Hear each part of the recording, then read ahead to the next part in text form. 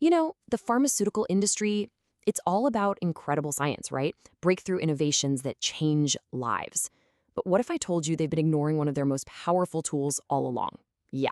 Today, we're going to dig into pharma's big branding blind spot. We'll look at why, in a world full of expiring patents and just, crazy competition, mastering marketing isn't just a nice to have anymore. It's absolutely essential. So, here's how we're going to break it down. First, we'll pinpoint that branding blind spot. Then, we got to ask, what even is a brand? After that, we'll check out the old pharma success formula and see why it's not cutting it anymore. And finally, we'll lay out a real blueprint for building brands that actually work today. All right, let's get right into it. Section 1 is all about this central puzzle.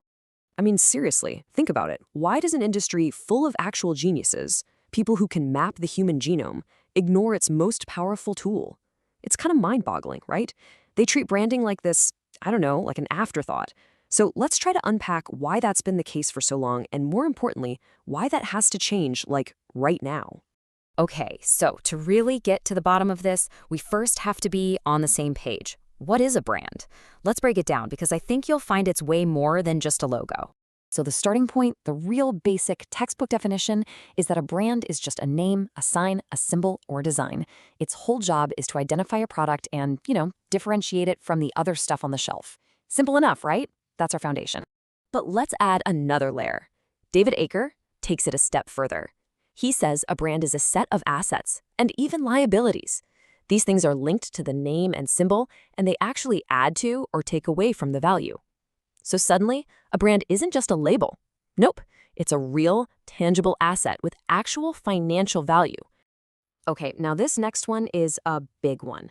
Stephen King from WPP Group puts it perfectly.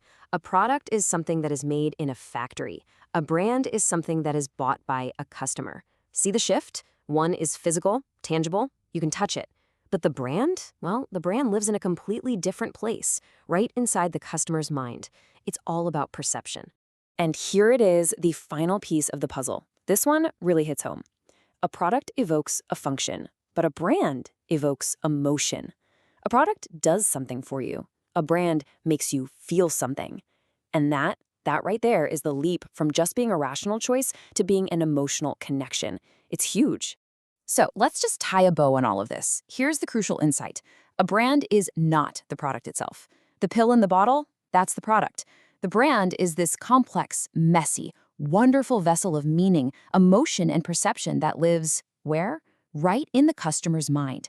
It's everything they think and feel about that pill. And this table just lays it all out, crystal clear. A product is made in a factory. A brand is bought by a customer. A product can be copied, and in pharma, it will be copied by generics. But a brand is unique. A product it's old, it becomes outdated. But a really strong brand, well, that can be timeless. A product does a job, a brand makes you feel something. You see, this isn't just marketing fluff. It's a fundamental shift in how you think about what you're selling. Which brings us back to our big question, right? If branding is so powerful, why on earth did an industry as brilliant as pharma basically ignore it for decades? Well, the answer is pretty simple. They had a formula that worked, and it worked really, really well for a long time. You can see the logic right here in this flowchart. It all started with science. Step 1, invest a ton in R&D. Step 2, get that patent to protect your discovery. Step 3, run the clinical studies to prove it's better. Step 4, send out your army of sales reps to show the data to doctors. And step 5, well, marketing's job was just to make sure the sales team had nice brochures. That was it.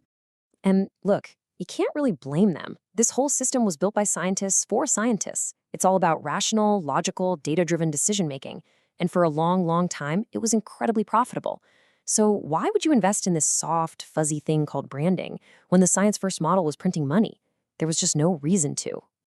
So if that old formula was so perfect, what happened? What changed?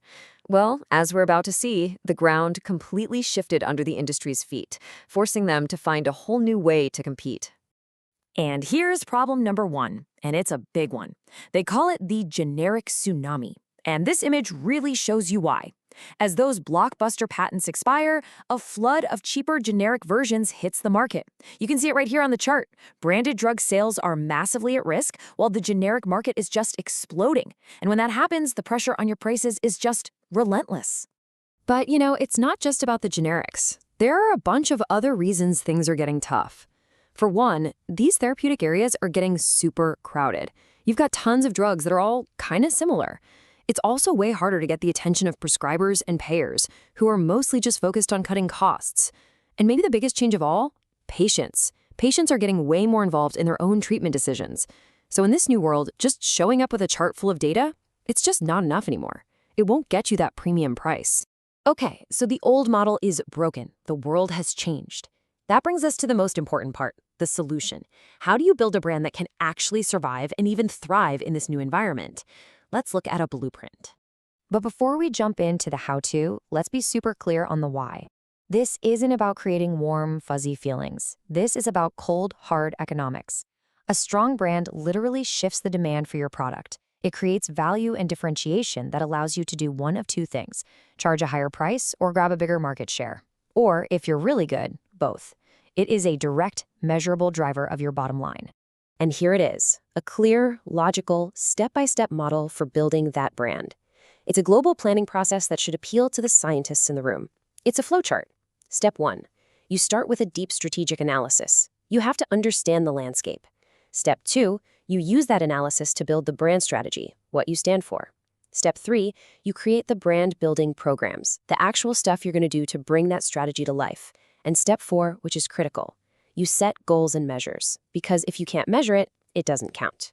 But look, having a great model on paper isn't enough, not by a long shot. To make this work, especially for a global brand, consistency is everything. It's non-negotiable. It means everyone, in every office, in every country, is on the exact same page. You're using the same words, looking at the same data, following the same planning structure, and chasing the same goals. Without that kind of alignment, you don't end up with a powerful, unified global brand.